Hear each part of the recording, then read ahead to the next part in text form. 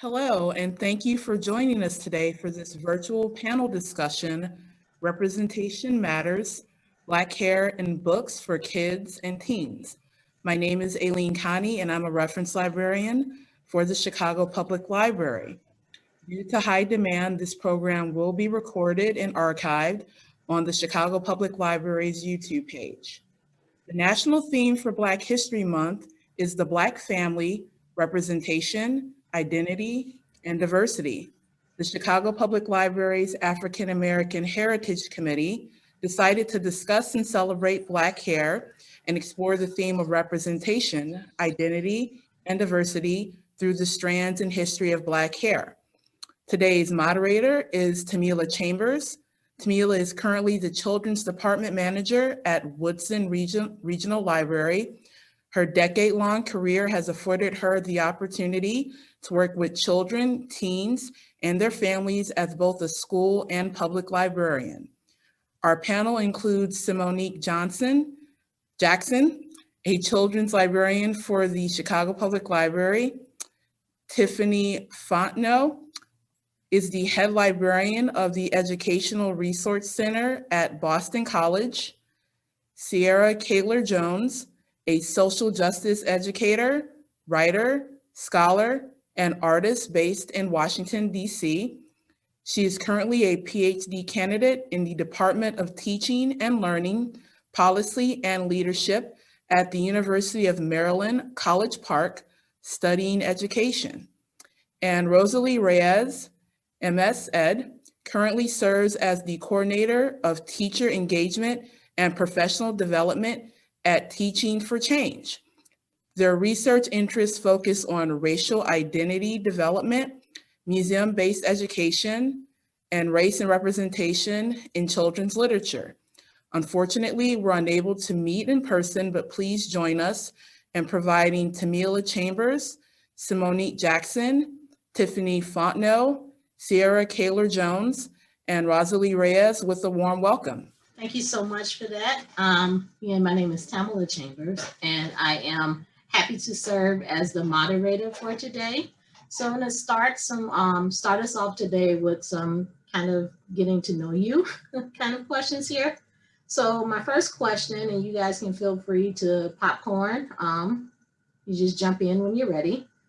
How did you get into the field that you're in? I was always kind of a curious kid, and I kind of fell into librarianship because my undergraduate was in history.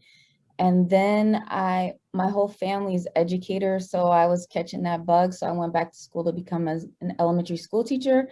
And I was a classroom teacher, a school librarian, a technology teacher in urban public schools. And then I transitioned to being a curriculum librarian here at Boston College to kind of help pre-service teachers.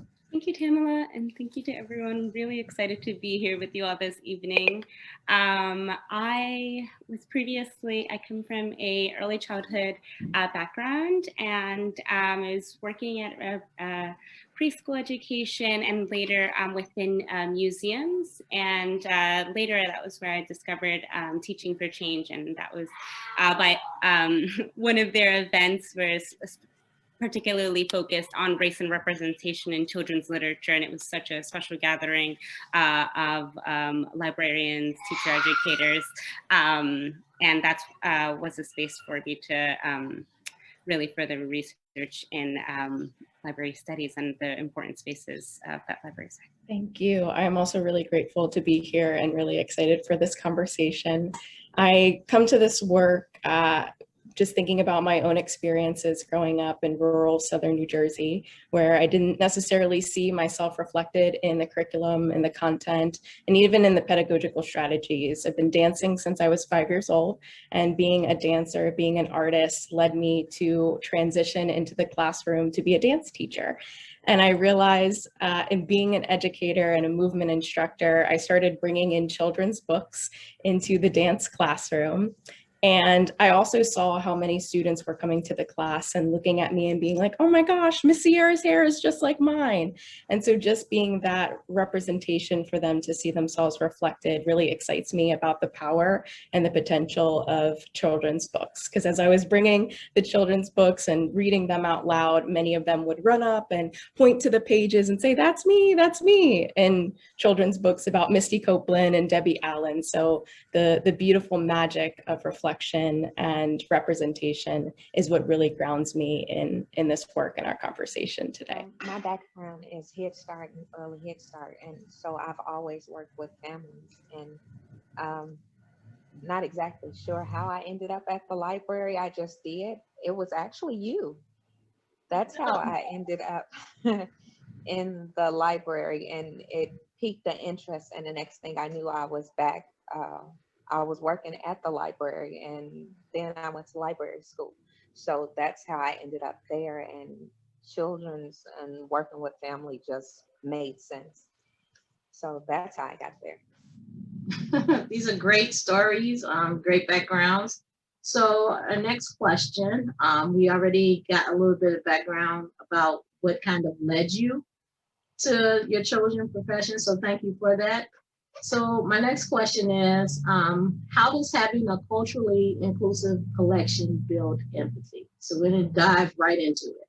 Sure. So, I believe that carefully selecting children's books plays a significant and really a powerful role in helping shape young children's perspectives, both about themselves and about others. And so through read alouds and role plays and discussion and using children's literature really as a tool, children begin to build a sense of empathy and a sense of confidence in their ability to understand and honor others' experiences. Because when we talk about differences openly and through an anti-bias lens, it really encourages a critical thinking about stereotypes, prejudice, and discrimination, and creates space for comfortable and respectful interactions with a wide range of people.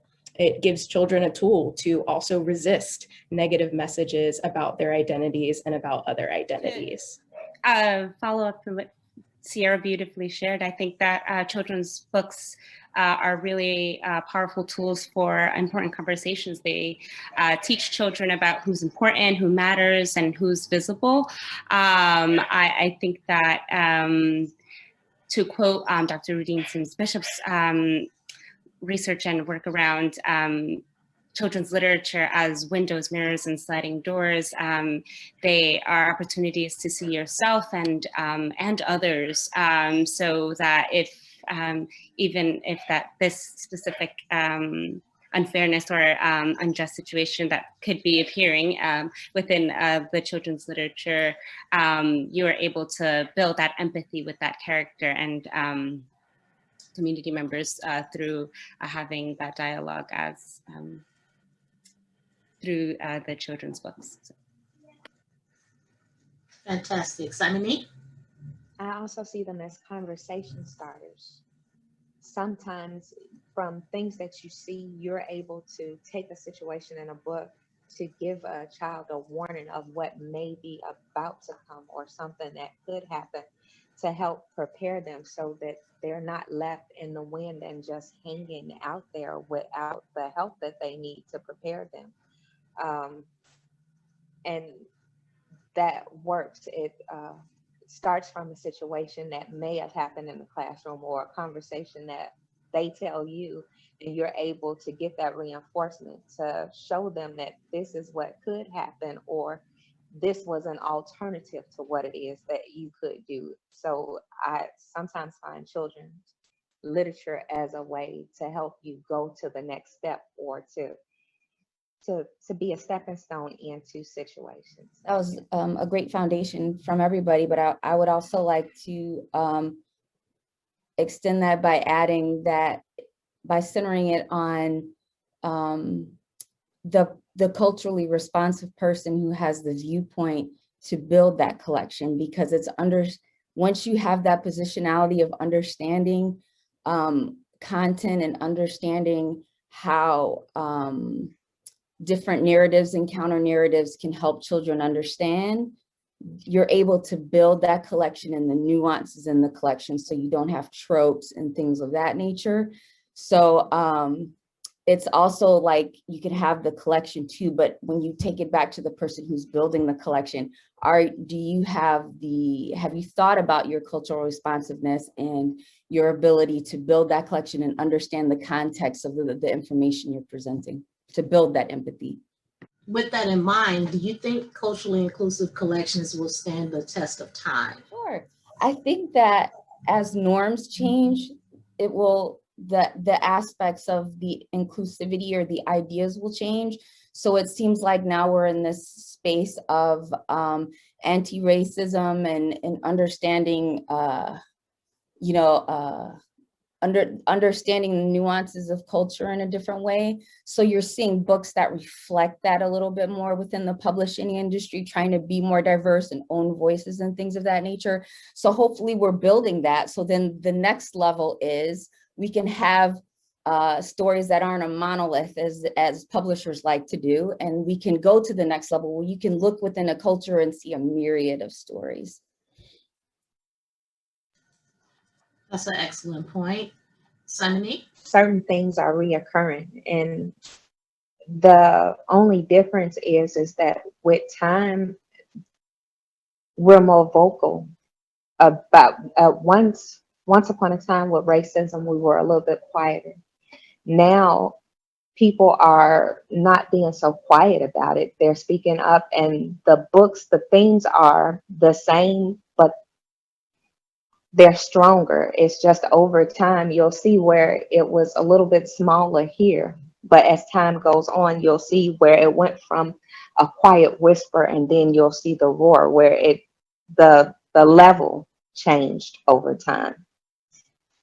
Thanks, Tamela. I would share that I hope, it's certainly a hope and a need. I'll share in the chat and with panelists and attendees a recent infographic that shares the percentage of books depicting characters from diverse backgrounds.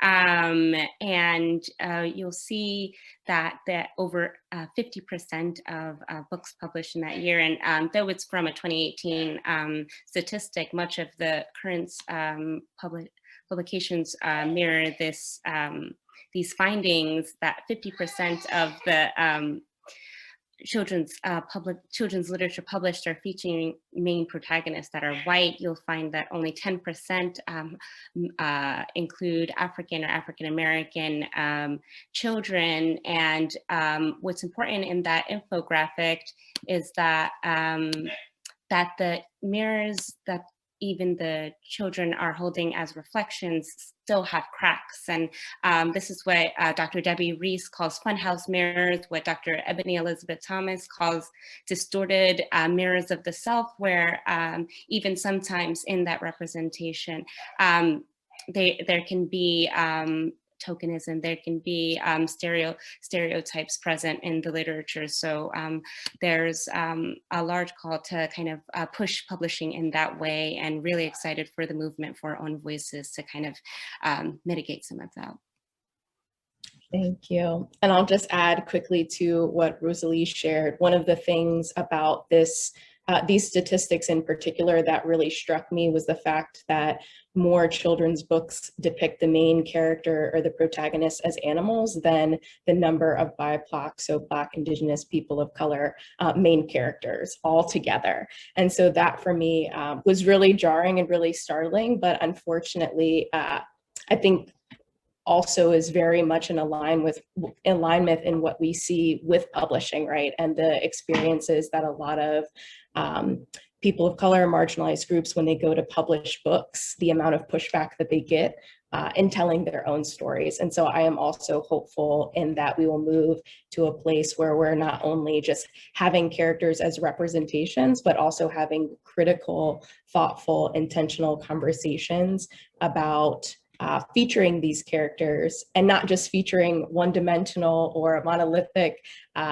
parts of their experiences, but truly centering their joy, celebrating their families, honoring their histories and their cultures, and creating space for more books that bring all of those aspects and weave together all of those parts of the individual experiences as possible. This is an awesome and outstanding conversation. So with that in mind, and that was an excellent point that you ended with.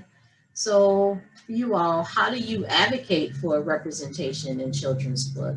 And this time I'm going to start with Cymonique. The way that I advocate is I'm fortunate enough to be able to order books. I look for the children that I service in the books that I order. And that's how I order books. When my community sees themselves when they come in to the library, and I can say that with no issue at all. And that's the start for me. I think about the boys and the girls and the parents who come in when I'm ordering books. I want them to be able to see themselves, to be able to see their smiles and their hair and their homes reflected in the books that they see. And that's a goal for me. That just is. That's what I do. So I love that. That's what I do, because that is what we do, right? I love that. I am in a school of education at a predominantly white institution, which represents the teaching profession as a whole. I feel that from the position that I'm in, I'm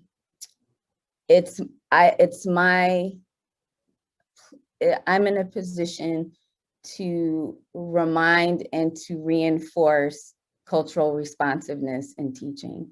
And my activism is ensuring that these teachers understand what that involves when they're teaching our kids, and how to evaluate literature and critically in such a way that they understand the power dynamics and they understand the importance of who's telling the story and those type of things. So my activism, I teach a children's literature class, so it involves the aspects of getting those who are going to be in front of our kids to also see themselves, and although they may not reflect the class, their children, they're able to provide the material so that those kids' identities are validated. So I know my colleague Rosalie will talk more about our work at Teaching for Change and social justice books.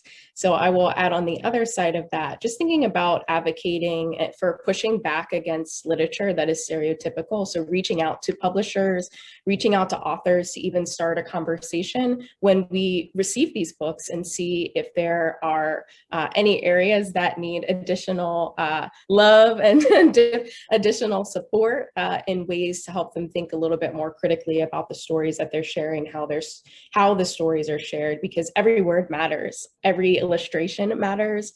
And so creating space, even if we notice something on one page, reaching out to the publishers to just create a conversation, and also as a tool for education, right? Because we're all growing, we're all learning. And so being in conversation with one another really helps us to be able to do this.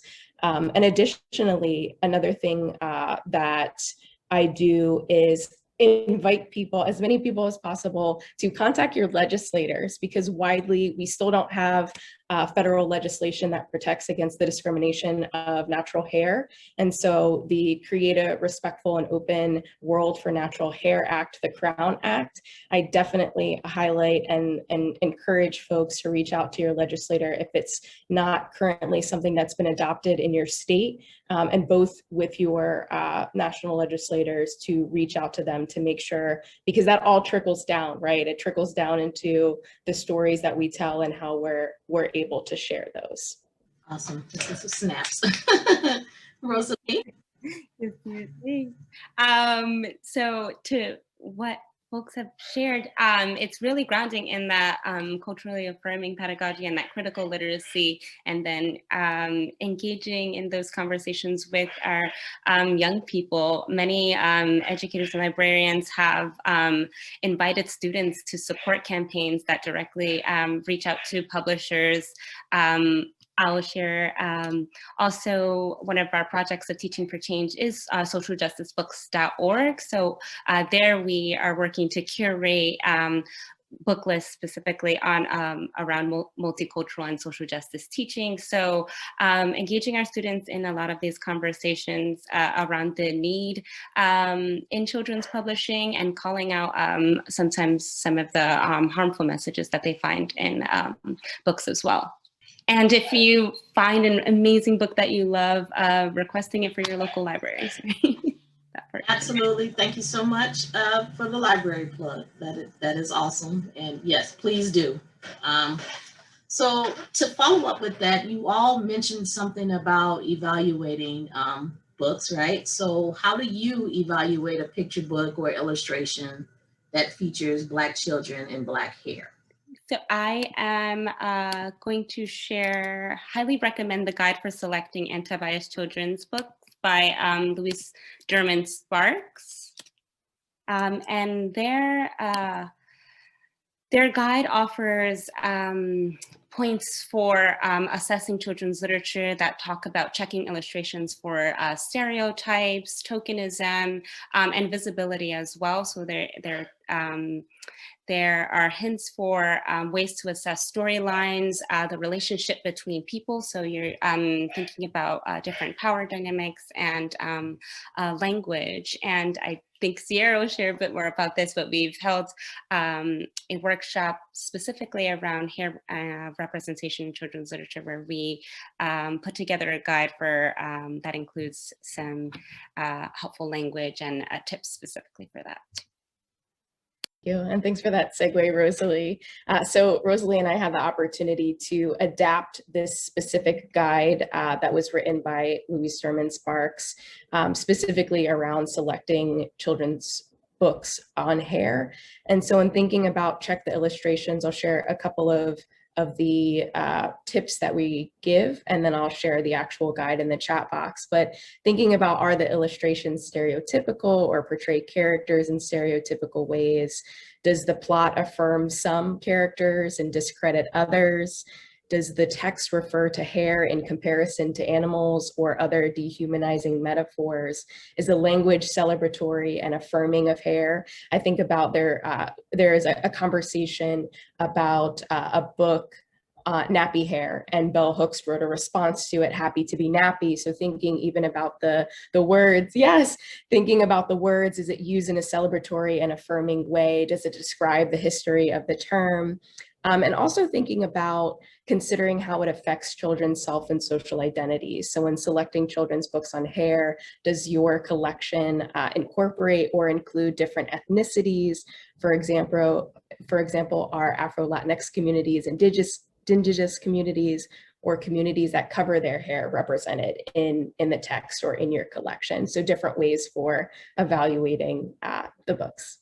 I think when you have those frameworks there, that's pretty much the standard in terms of thinking of critical literacy and then applying that to natural hair multiculturally. Or I think that's a pretty good representation. I don't have anything to add. Well, I'll be honest, you all are very technical about how it is that you pick the books that you pick. As somebody who does story times, I look for vibrant colors. I like hair that you can tell that it's hair. Sometimes it's about being able to tell that those are actually braids. It's about being able to see, and it's about context. When my kids look at those books, I want them to be able to see themselves.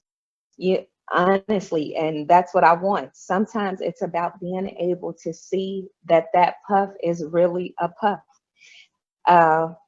For me, it's about looking at some books and knowing that that's how my grandmother used to wear her hair. I can look at those stories and I see people. It's not technical, like we have books where people are rapping and they're wearing scarves. Not only are they doing that, but I have a little girl who comes in and she has a rap. it matches the wrap that's on the book. That's her book. And it's things like that. I want you to be able to make the connection. So I didn't have a guideline, and I thank you so much for telling me that there are certain things, that there are actual guidelines. But sometimes for me, when you look at picture books, it's the heart feeling. I can look at it, sometimes it's when a little girl comes in and she sees the hair and she goes, I want my hair done like that. If that book is good enough that you make that type of connection, or a young man sees a book about haircuts and it makes him feel like he needs to go to the barbershop, or to remember that he went to the barbershop, I've got the right book. And that's what I'm looking for with picture books, because my story times sometimes are with a lot of children who haven't even made the connection to words yet.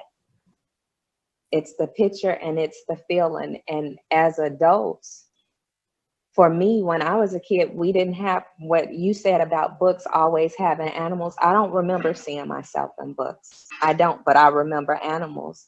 And now I can actually see myself in books. And it's a wonderful feeling for me when I see myself, and when adults come in and they're able to see themselves, and they're excited because there's a book and my mama used to do my hair just like that. And they make that connection. That's what I look for in books. And sometimes when I see them, I'm like, ooh. And then when I open the book, the words are nice too. So that's how it works for me. Can I piggyback on your comments too? Because I think that's pretty interesting. And I want to get technical for a second. This is what I grew up on, this realistic style, right? And you see this hair, but as technology has moved on and as we're being more inclusive, the styles that you see in terms of drawing and digital and the different types of illustrations, I have yet to truly formulate that critique, because we're just now being included, and to see how illustrators are using different artistic styles to imagine our hair. It's kind of like I'm in that evaluative stage of let's see what they can do, because we've always kind of been in that mold of this kind of total reflection. It has to look very realistic. We can't have a kind of cartoon look, and what does that look where it's acceptable or in the framework that's not demeaning. So it's interesting to see how illustrators are kind of evolving to portray our hair in different means as well, because I'm finding that very interesting in the books that I see. You guys are making my job super easy, so thank you for that. So to that end, you guys have already, a couple of you all have touched on, kind of what you've seen in picture books, or having seen or not seen yourself in it. So my next question is, what was the first time, or when was the first time you ever felt visible or represented in a book? Personally, for myself, I will, and I shared this earlier on in the conversation, that I don't recall seeing myself in books as a little girl. I don't recall any explicit, like seeing someone with my hair or my hairstyle. I don't recall seeing that until I got to the Chicago Public Library and saw this book, Cornrows, on the shelf. And I was like, oh, and I looked at it and it was like a publication date of like 79 or 80, which, if I'm dating myself, I would have been a little girl then. But I didn't have access to that as a child growing up. So I would like to hear from you all about when it was that you felt seen or visible. I'm so grateful that you showed everyone that book, because that was mine as well. It was Cornrows. I'll never forget. My mom actually bought it for me when I was going to get my I was going to get braids for the first time, and we read it because I was excited, but I was nervous. I didn't know what to expect. And so she read that book to me as a way of making me feel seen and making me feel affirmed in that process.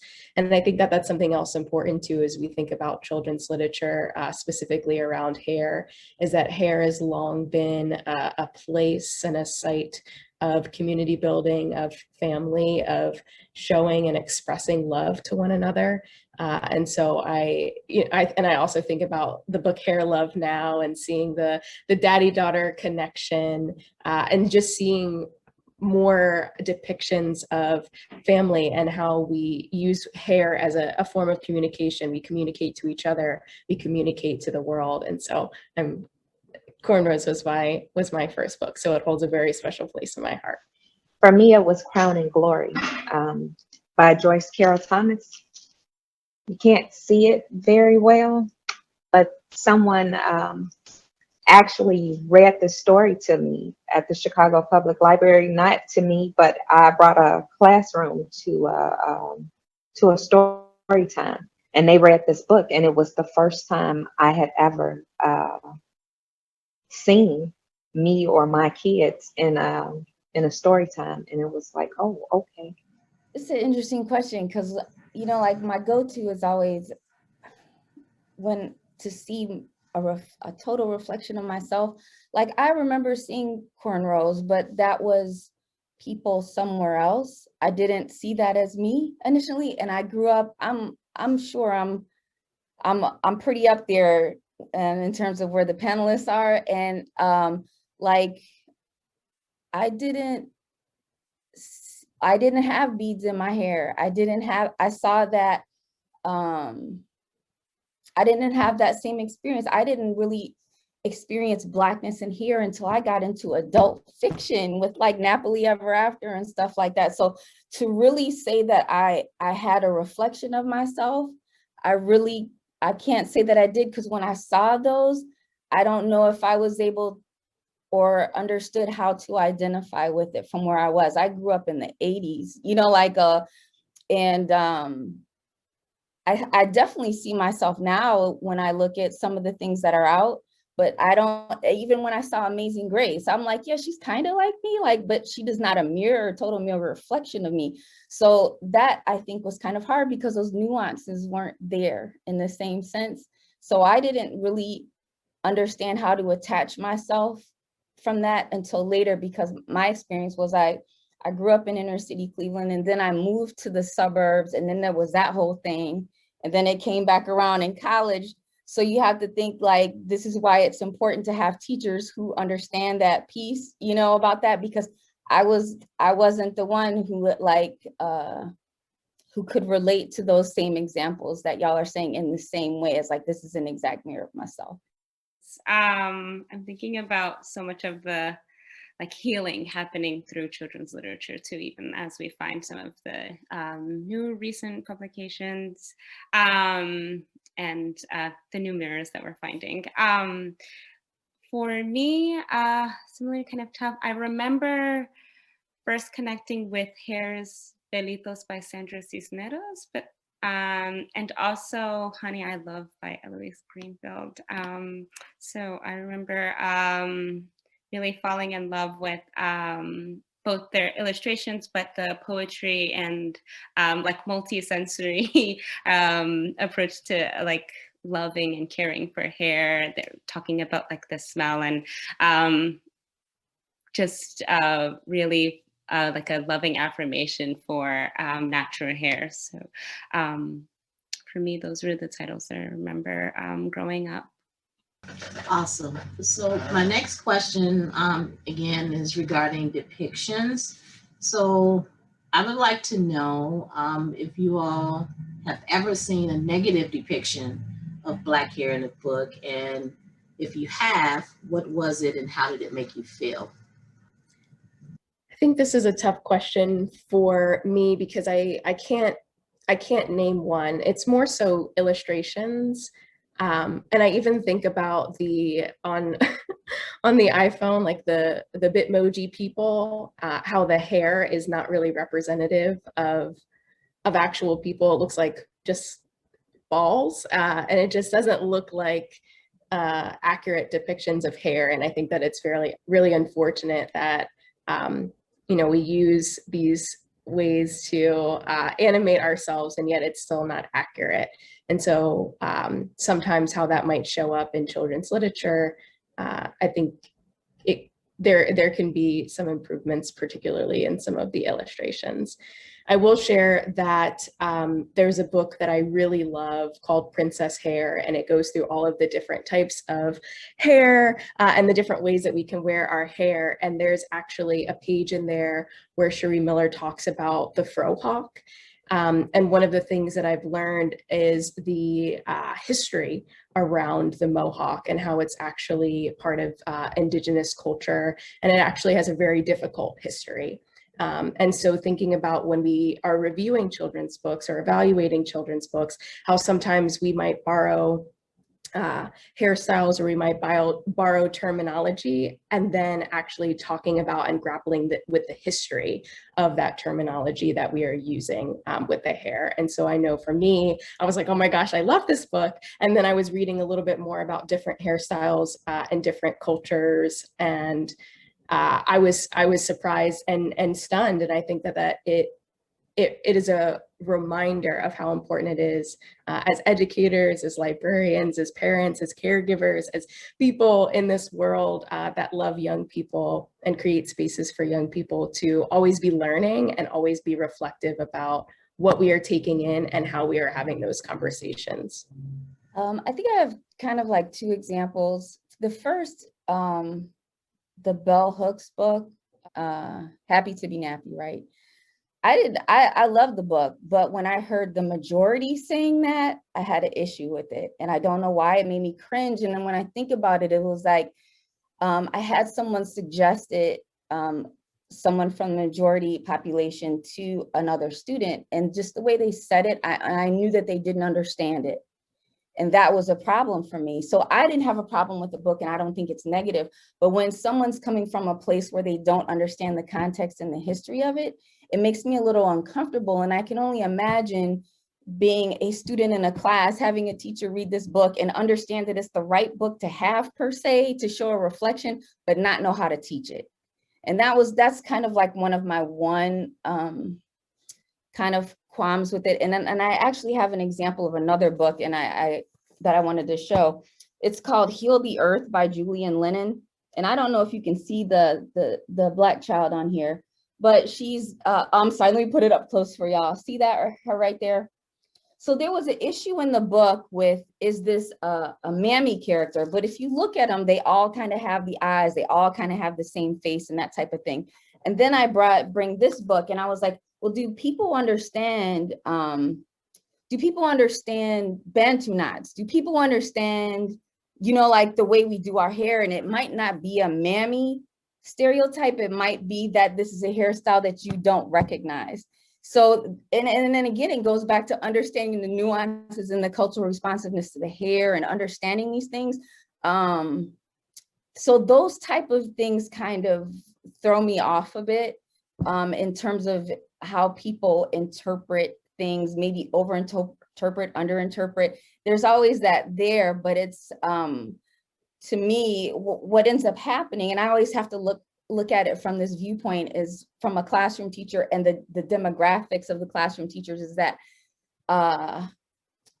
when someone says this looks like a mammy character, this particular one, and doesn't understand the history of it, a white teacher is going to go in and believe this for everything because they don't understand.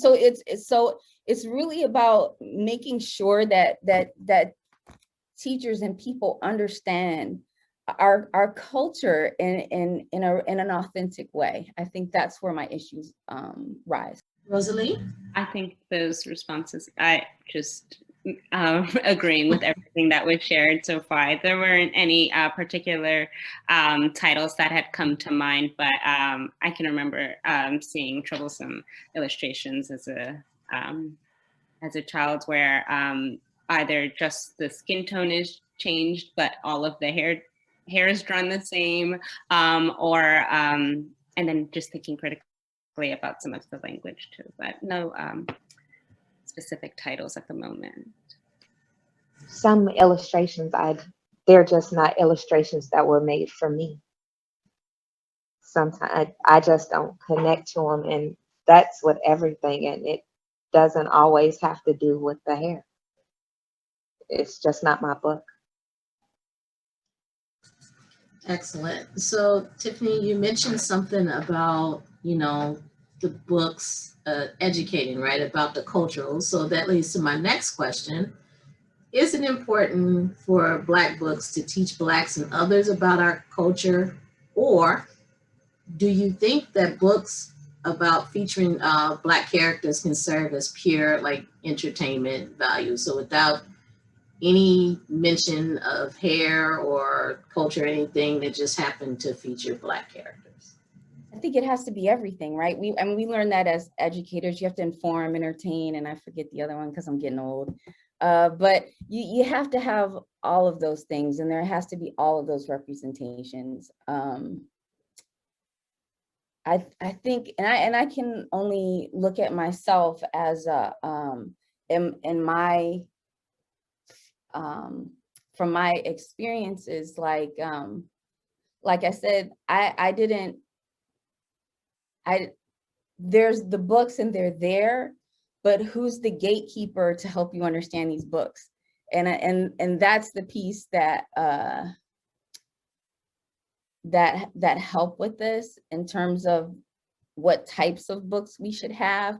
Because even if a book is a little, and even though it might have issues, are you talented enough as the teacher or the person navigating that book to create a discussion around that or to talk around that? Because I'm not a huge proponent as a librarian. Even still, I understand being neutral and political.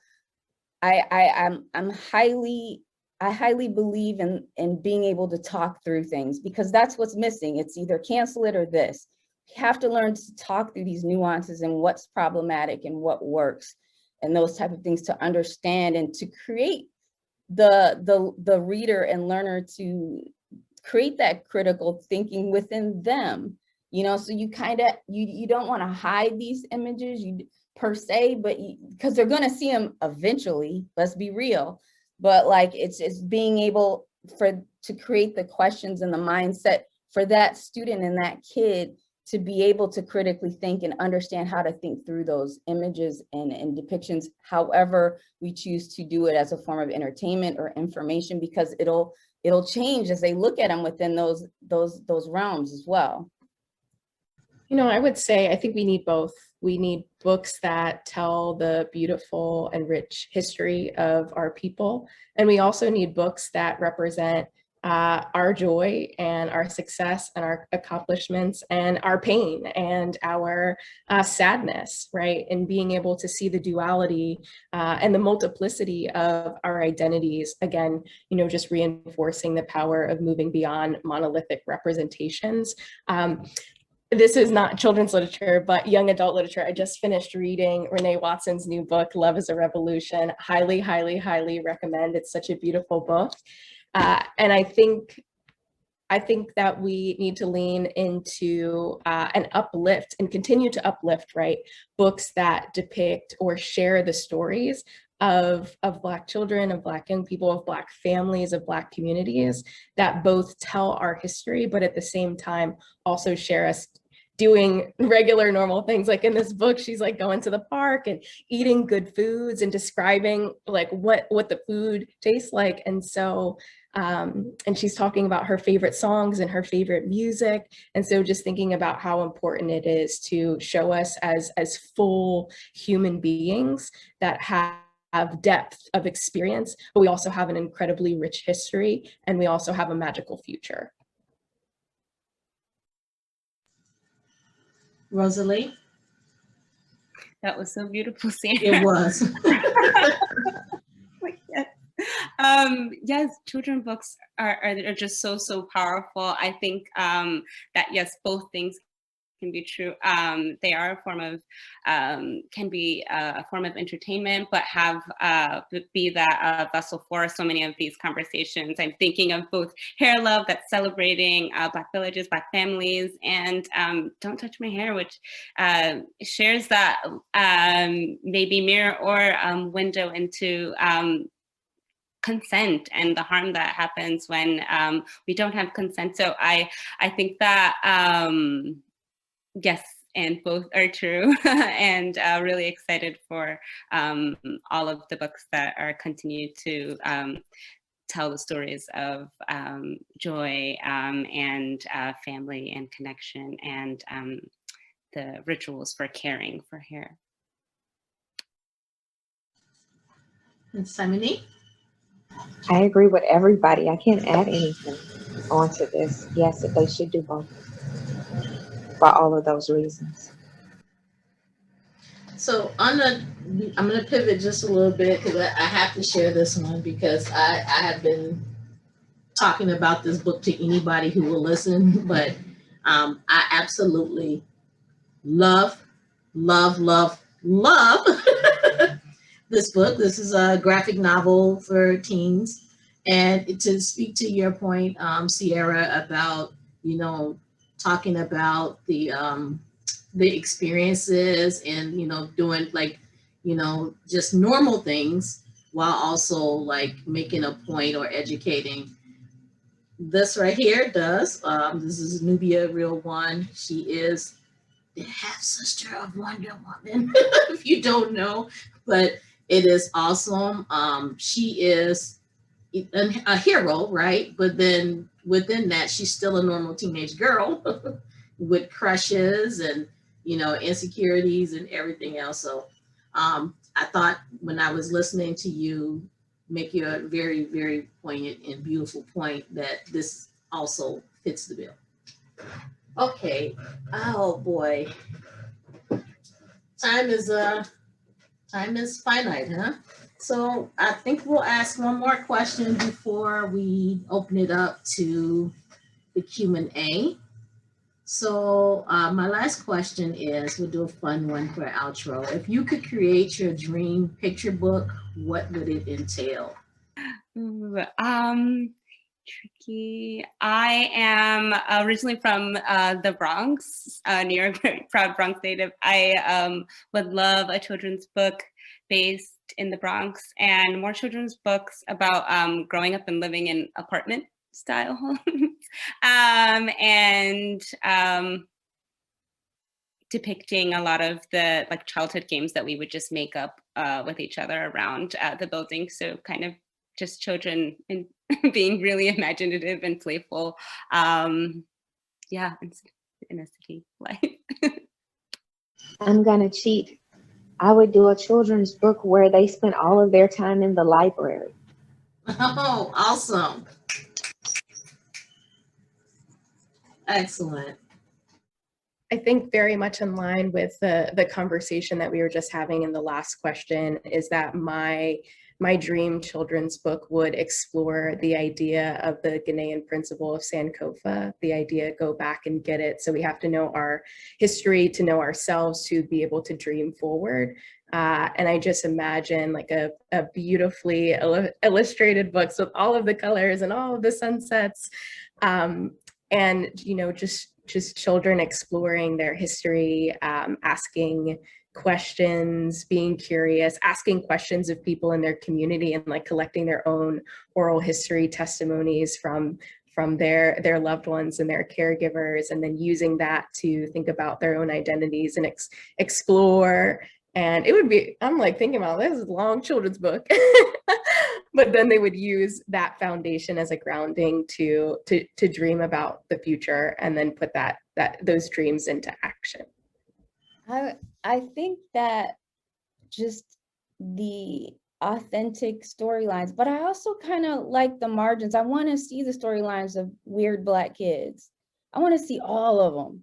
You know what I mean? And we're just now starting to see them in books, but I would love to see them more. And in picture books and even in the representation of their parents or whatever, just to start seeing the myriad of ways that we can be as kids, and even to that point to middle grade and young adult books, to have more than the experiences of the Angie Thomases and things like that, which are great, and there's a place for that. But there's the skateboarder kid and the emo black kid and the punk rock and the heavy metal black kid and the kid with the black kid with the zines and all that.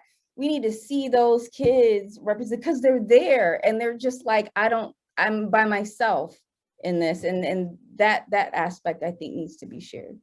Tamela, if you could create a children's book, what would it be? So to your point, it's a great question. And I saw a comment in the chat about more books or storylines about the weird, right? The weird black kid, or, that's debatable. But I would say that I would most definitely create a picture book about just such a kid, because I parent one, right? I have a child who he does his own thing. He does competitive yo-yoing, right? He does skateboarding. He is very much what you just described, Tiffany. So it would have been great for him to have had access to things like that when he was a little boy, because he has always marched to the beat of his own drum. So I most definitely would make a book like that. So we are going to go to our Q&A here. Can you please repeat the German Sparks book title? Yes, so we can reshare it in the chat. It's a guide for selecting anti-biased children's books by Louise German Sparks. So we'll just post it back in the chat box. So there's a question here about your hair journey. My hair journey? I started off when I was a kid. My mom braided it. I spent my teenage years with a curl. I went natural when I was about 16. So I was doing 2-strand twists before they had products. I did that for many years, and then they had products and my hair had got trained to lock. But of course, I spent a lot of money trying to see if it would do something magical, and it didn't. And for the last 3 years, I've been locked.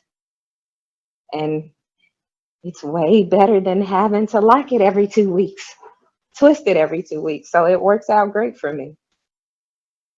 I did very similar journey with the Jerry curl, but mine just wouldn't turn right. Like how Cedric said, it just didn't turn right. It didn't look it right. And I did the whole, straightening my hair, bone straight and all that. I had the pixie cut. I had all that. And one day I was just like, I'm tired. And that point of what does my hair look like? I never knew until I was in my late 30s what my hair looked like. I didn't want my kids to go through that. You know what I mean? Like, we really have beautiful hair. We just need to be able to see it and appreciate it, because I would have done this from jump had I known.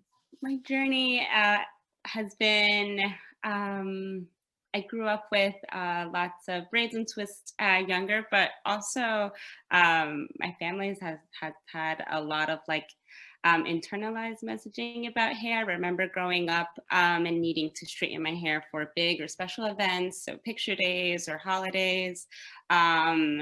It was a must to kind of straighten hair. And as I grew up, I found a deeper love and connection to wearing my hair natural, and it's changed a bunch throughout the years. I've worn it in a big pineapple, it's really curly, and then more recently have cut it really short. So just understanding my identity in relation to my hair, and has been really freeing, and something that I've been able to share in with healing with my family as well too. So. Oof, my hair journey has certainly been a journey. I grew up with my mom braiding my hair, doing all sorts of fun twists. I had box braids, I had micro braids, every kind of braids that you could think of. We experimented and we tried it. And then I got to a certain age. I remember I was in the 3rd grade, and my mom had just taken my hair out of braids, and I wore it curly to school for the first time, or I wore it naturally to school for the first time. And there was lots of giggles, and I was made fun of, and was hurt that the teacher didn't intervene. There was a lot of questions of like, what happened to your hair? And so after that, we began straightening it and doing other doing protective styles with it. And then we were straightening it every week until college. And then when I became a dance teacher, I wore my hair curly, wore it natural once more. And then I had a student who was like, oh, Miss Sierra, your hair, it's like mine. It looks so similar, very much to the reason why I come into education. And ever since that day, I haven't straightened my hair. Awesome stories. I believe this question is for Tiffeni. The question is, you said that having dominant culture librarians read books about Black hair can give you pause because they don't understand the history. What would you say to a white librarian who then feels they cannot / should not read books about Black hair identity because they don't feel like they know enough? I would just say learn. Don't be if you have that fear, conquer the fear. Don't cancel. That's the whole thing. Like, don't cancel, lean into it, right? Lean into it and learn, because those kids need to see themselves. White kids need to see books about Black hair. Do you know what I mean? It needs to be normalized. So learn about it and have a sense of comfort. So when you talk about it, you don't hesitate when you say nappy. You know what I mean? Like, it should just be like, this is what we're going to talk about if you're going to be there. So I would just say learn about it and then present it, and it should just keep learning, because we're all learning about different aspects of different cultures and everything like that. Nobody knows everything. So you just learn and grow and lean into it, and know that you might make a mistake. When you make that mistake, again, learn from it and grow. Have you noticed particular Black hairstyles being connected with certain story tropes or stereotypes in books, good and bad? I have something I could throw out real quick, because Sure. this question just brings them.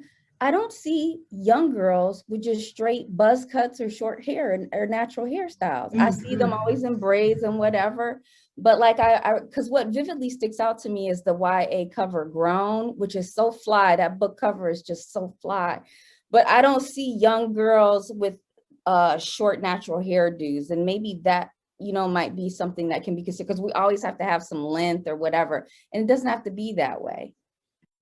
I don't have a specific story trope in mind, but would urge the educators on the call to think about what policies are enacted at their school that might be harmful or specifically targeted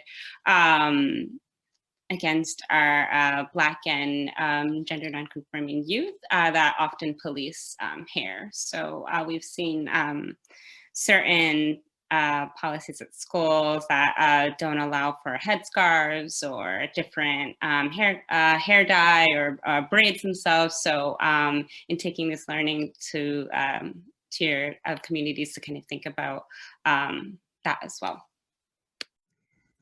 I would just add, I was in the process of putting a resource in the chat box. The National Women's Law Center, in partnership with young people in DC public schools, actually put out a report a few years ago that showed that dress code policies disproportionately affect Black and brown girls, specifically around hair, as Rosalie shared. So wanted to share a resource in the chat box for more people to think really intentionally about how the policies then impact our conversations in the classroom and how it affects the messages that we both share and then the messages that we both internalize. I think that that's such an important piece of this work, is not just the content and not just the curriculum, not just the children's books that we show, but actually the pedagogy behind it, of how are we teaching this to young people, because that's where the miscommunication and the mismessages can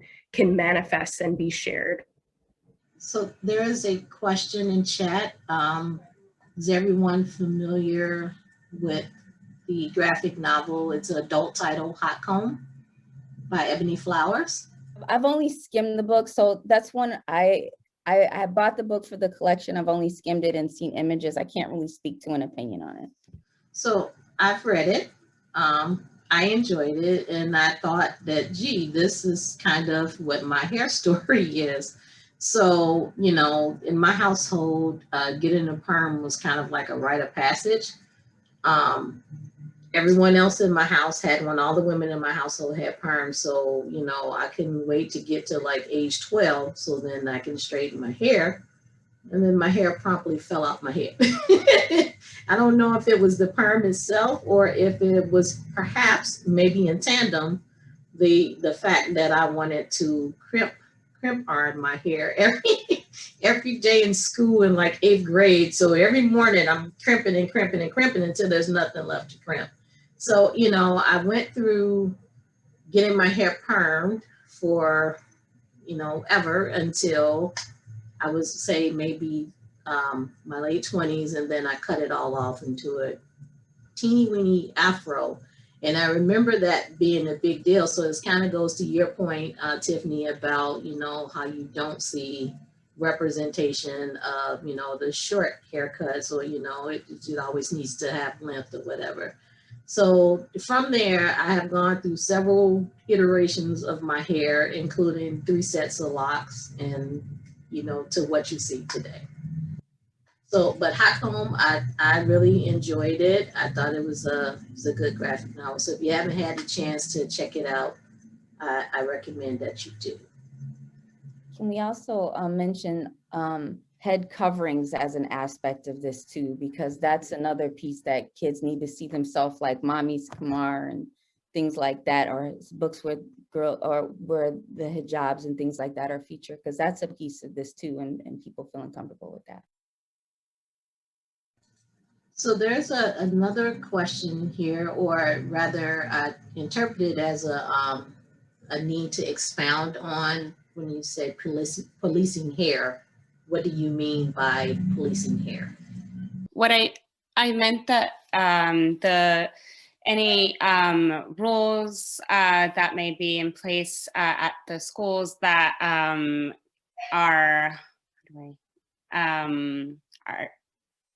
can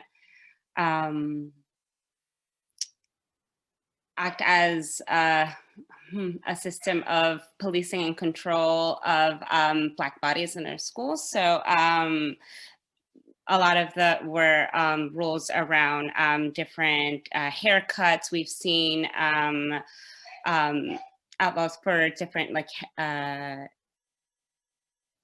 different barber stylings, or head wraps that we shared, or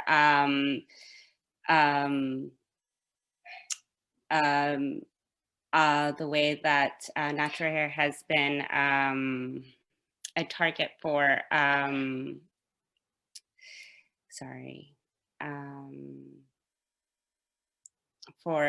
controlling our young people's bodies. There are a lot of recent reports. There's the video of the young wrestler that was forced to cut his locks in the middle of that sports competition. So I can share different examples that sadly we've been able to compile recently, but ways that natural hair is policed in our learning spaces. For girls to get suspended for having box braids, for girls to wear beads in their hair where a teacher cut the girl's hair. I mean, if you Google it, you will see it. A teacher had Sharpied, yeah. And it's in, it's there, a lot of examples are there. And it's scary. It's scary that someone could be so bold, you know. I think last year there was also an example of a young girl that wasn't able to take her school photos because of a hair weave that was maybe a reddish color, if I'm remembering this correctly. But yeah, there are many examples of the ways that these rules are put in place that specifically target natural hair. And I would just quickly add to that, oftentimes the way that is policed is through actual policies that are written in school handbooks and school dress code policies. And then it's also the actual language that's used by educators and administrators. So even using words like your hair is a distraction, or you get sent home. I'm thinking of an example of a 12-year-old, Vanessa Van Dyke, was threatened to be expelled unless she cut her natural hair because it was called a distraction by administrators. And I'm thinking about Maya and Deanna Cook, who were told that they would be removed from their extracurricular activities if they didn't get rid of their braids. And so it is both this combination of policing through actual policies and then how that is enacted, right? Because there's some level of educator and administrator discretion on who is allowed to do what with their hair. And I think about some of what I've heard from the young people that I work with is going to school with similar hair colors. So if you dye your hair in a vibrant, exciting color, you might see your white peer or white counterpart with the same exact dye, same exact color, but then the black girl might be policed or punished or expelled or threatened for expulsion or suspension because of her hairstyle, rather than thinking about letting young people express themselves in ways that feel best to who they are and feel most authentic in how they show up. As we should love and affirm and accept them for exactly the way that they show up. And then that travels into workplaces and society at large. So thinking about the ways that this trickles down into schools, but it's also a microcosm of what actually happens in society and workplaces. Okay, so to that end, have either of you ever felt like you were policed in some way because of your hair? Job interviews. Hmm. That's like the first barrier. I was like, they're gonna see this hair and it's gonna be or it's not, you know. And there was a time when I was like, you know, maybe if I braided it to look a little, pull it out a little bit, make it look a little, you know what I mean? That's normally where my trepidation comes in, is something like a job interview. Yeah. Similarly, with job interviews, or I've once worked a job where I straightened my hair for a whole month and they didn't know what my natural hair had looked like. They had thought after I washed it that I'd done something else, and I was like, no, this is just what it looks like naturally. I remember, especially in work. Yes, I can remember some moments at school where I was made to feel othered because of wearing my natural hair. So that day in 3rd grade where I was made fun of, and then the teacher didn't intervene, but also as I entered high school and was a little bit older and started experimenting more with my hair, there were moments where I got in trouble for the way that I wore it. And being a dancer too, and operating in the dance world, which in some places is very much a whitewashed space. And so being made to change my hair, or we all have to look uniform. So you, Cierra, have to change your hair and how you show up in the space. And so that was something that was really important to me as a dance teacher, is making the costumes for performance something where the young people that I was fortunate enough to work with feel comfortable wearing different hairstyles with the outfits that we wore for performance. Swim class, when they gave us 7 minutes to get ready for the next class, and I was like, that's not gonna happen. You know what I mean? Like, swim class in school was horrifying for Black girls, you know, and it's and we're wearing a hat for the next 7 weeks of gym class and things like that.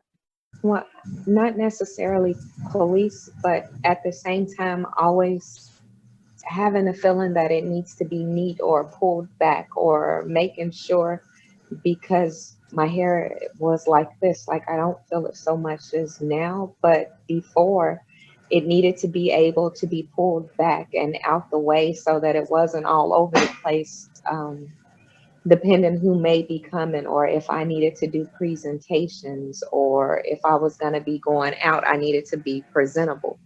And that is sometimes an issue, because even though somebody else isn't saying something, you've got your own internal things of what's acceptable and what's going to be a problem. My mom is okay with natural hair. It was okay with natural hair within a certain extent.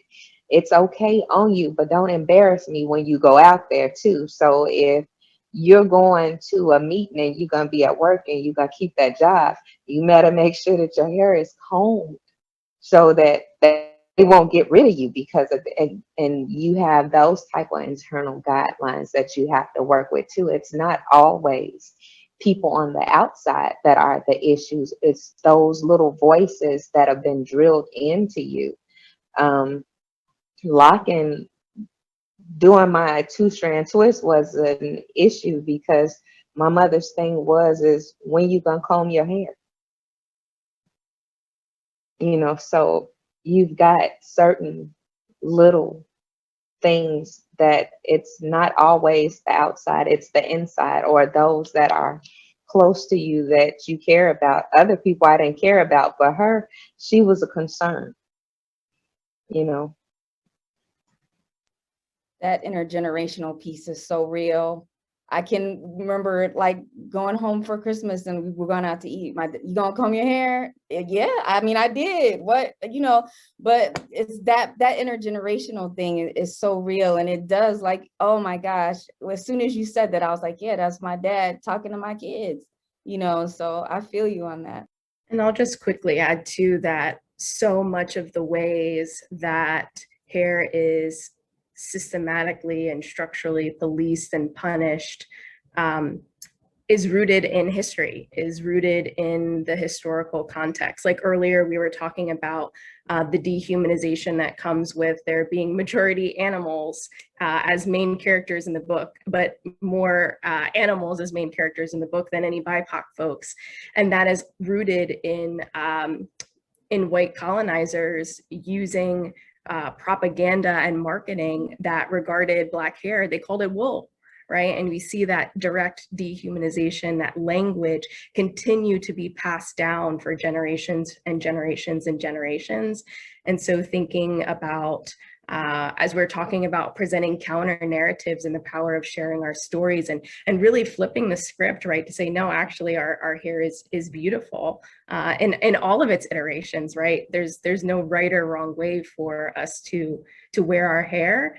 And as long as it expresses who we are and our identity and allows us to take up space in the world, because I think that's a part of it, right? Is the fact that when we wear our hair however we want, it takes up more space, right? It draws attention and people are genuinely looking because it's something that they may not have seen or been exposed to before. And so us taking up space in this world through our hair is an act of resistance. And so how do we use this power and how do we also be mindful of the historical context and how that shows up in the present so that we can continue to bring those representations and those illustrations and those stories into our libraries and our classrooms and our homes so that young people can see themselves and see others reflected in the literature.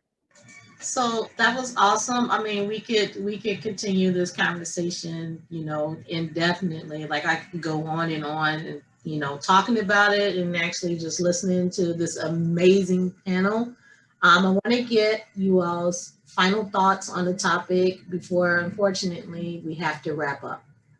Just want to share my gratitude to all of the panelists, to you, Tamela, for moderating, and for everyone joining this really wonderful conversation. I'd love by closing to uplift the educators working towards the Black Lives Matter at School recent week of action, but has now moved to the Year of Purpose. And if I can close with one more book recommendation, What We Believe, a Black Lives Matter Principles Activity book written by Lelenia Garcia. This book centers the 13 guiding principles of the Black Lives Matter movement, so many of which are deeply threaded in today's conversation: intergenerational, Black women, Black villages, unapologetically Black. So, so grateful for tonight and you all. Thank you. I will echo the expressions of gratitude. I am feeling both fired up and in community with folks that inspire and encourage me. So I feel fired up to continue to do this work, and want to quickly plug that Rosalie and I had the opportunity to write a lesson called The Hairline.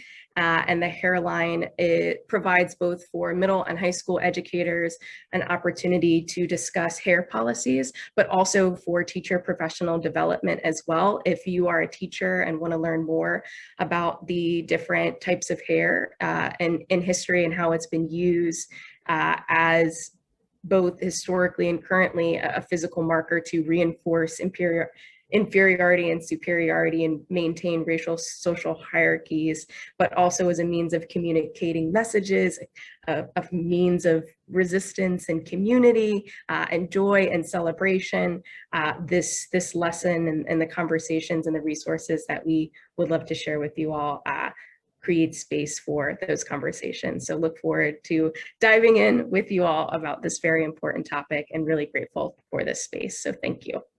I want to thank you all so much for having me. I enjoyed everybody's point of view and hearing everything that everybody had to say. I don't feel that I was worthy to be here. You all were just so great. Thank you so much.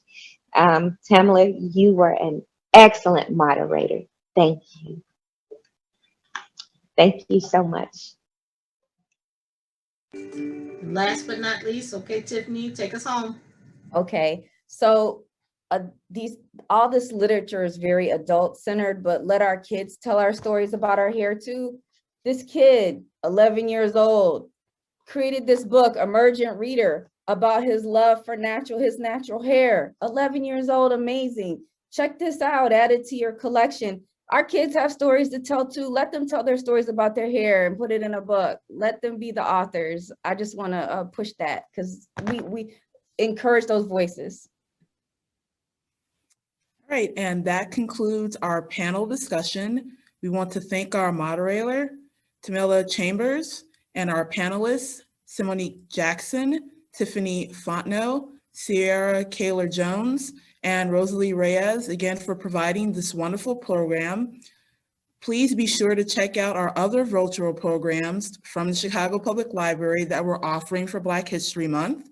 And thank you very much, and have a good evening.